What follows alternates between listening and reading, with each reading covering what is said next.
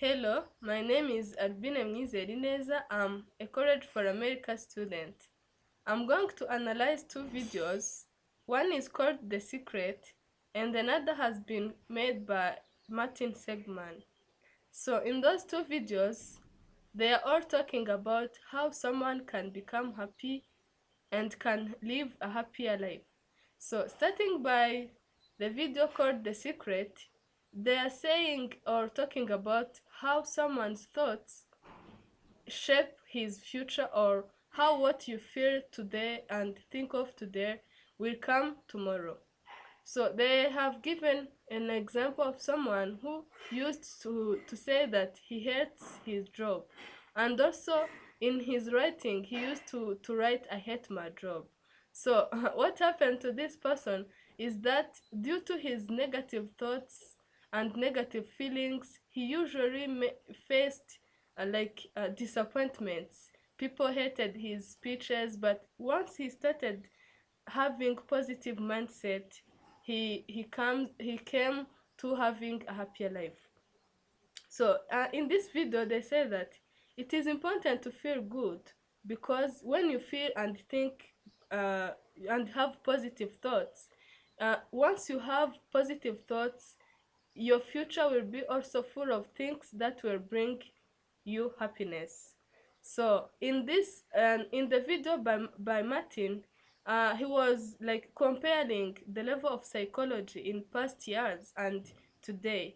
He said that what was good in the past is that psychology was able to cure diseases, but what was not right or what was wrong is that they did not focus on like daily living, or like how a person can become happy, how a person can live a happier life.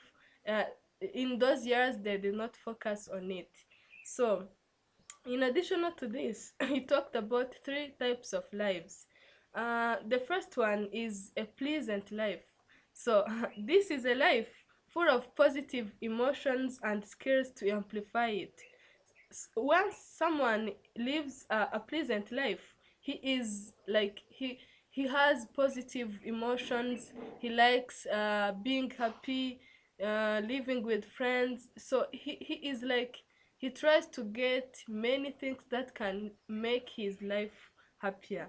There is also another one called good life. This kind of life is a life in your work. You're engaging your love, your your leisure, your parenting. Like here, I can give an example. When someone is passionate about caring his lovely family, only time stops him. So it's like you feel like you are passionate about caring about people that you love, and also your life is full of happiness, of course, but only time. It's only time which limits you. The third type of life is called meaningful life. A meaningful life is like being able to know your strength and use them in the service of something larger than you are. So in this kind of life, you identify your strength, you identify what you are good at, and then use it to achieve something that is higher than you. It's like achieving bigger and bigger objectives because you know your strength and you use them. So as you can see, those videos all both talks about happiness, how someone can live a happy life. But what has a more convincing like scientific facts is the one by Martin. The reason why is that he gave like scientific proofs. Like there is a formula that he gave which says that satisfaction, life satisfaction, in order to be satisfied in your life, you have to be engaged and also to have to live a life that has a meaning. So his formula is like life satisfaction equal to engagement plus meaning. So in order to have a satisfied life, you have to be engaged and your life has a meaning. That's why that is one of the scientific fact that Martin showed, which makes his his talk more convincing or having scientific facts than the video called The Secret because it was full of personal experiences, but it's not scientifically proved. They have given only examples and personal feelings, personal experience, but there are no scientific facts. So that was all about those two videos.